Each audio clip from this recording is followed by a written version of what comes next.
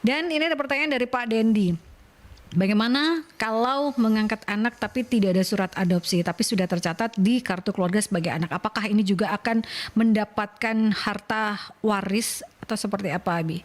Jadi secara hukum Islam anak angkat itu tidak termasuk ahli waris sebagaimana yang saya katakan yang statusnya mantan, tiri dan angkat, mertua menantu itu adalah salah satu golongan yang bukan ahli waris. Tapi kita punya instrumen penggantinya. Allah sudah siapkan instrumen penggantinya dalam bentuk wasiat dan hibah.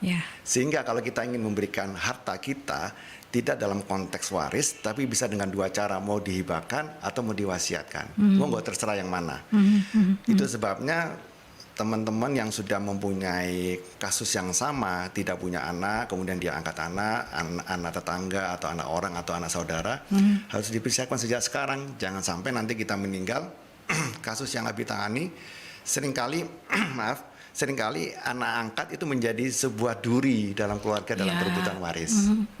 Karena inginnya loh, saya kan dirawat sejak kecil, jadi pembagiannya harus rata dong. Itu kan berbeda ya, hitungannya seperti itu. Saya tambahkan Mbak Yanti, jangan lupa anak angkat ini kalau orang tua kandungnya meninggal, dia berhak untuk mendapatkan waris dari orang tua kandungnya.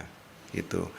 Dan kita perlu pastikan kita mengenal orang tua kandungnya, sehingga kalau orang tua kandungnya meninggal, dia akan mendapatkan waris. Sebagaimana kalau anak angkat kita meninggal, orang tua kandungnya dapat waris. Siapa tahu anak angkat kita menjadi orang sukses, banyak harta. Mau nggak mau kan dia harus berikan kepada orang tua kandungnya. Jadi itu tidak menghilangkan nasabnya itu tadi ya, yang ke atas, Abi ya. Itu yang harus diingat ya, meskipun anak angkat juga memang dirawat sama dengan anak kandung, tapi akan berbeda karena berbeda nasab itu tadi yang harus diingat itu ya. Ini pertanyaan lagi dari Pak Dimas. Saya mendapat hibah dari orang tua saya berupa rumah saat orang tua masih hidup. Setelah orang tua saya meninggal, saudara-saudara saya meminta supaya rumah itu dijual dan hasilnya dibagi rata karena dianggap warisan. Bagaimana solusi untuk menghadapi situasi tersebut? Proses hibah ini perlu kita pahami. Yang pertama adalah apakah proses hibah ini sudah tercatat resmi di notaris. Apakah proses hibah ini ada saksi-saksi dari ahli waris lainnya? Seringkali orang tua karena tidak belajar waris, mohon maaf, melakukan hibah dengan ala kadarnya.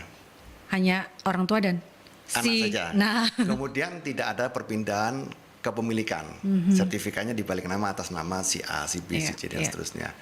Kalau yang namanya hibah kepada anak berupa rumah, artinya orang tua berkewajiban memberikan anak yang lain juga dalam bentuk rumah.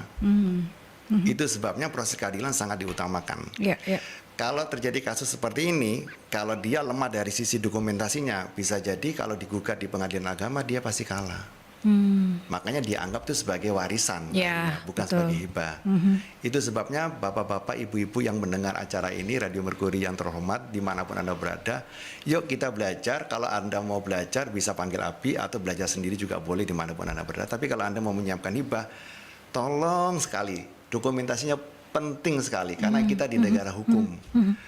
Kalau bicara mengenai dokumentasi berarti kita harus melibatkan balik nama ke notaris dan yang paling penting persetujuan atau sepengetahuan dari ahli waris yang lainnya. Jangan hibahnya diam-diam, kasihan yang lain. Anak-anak yang lain pasti akan iri gitu ya. Betul.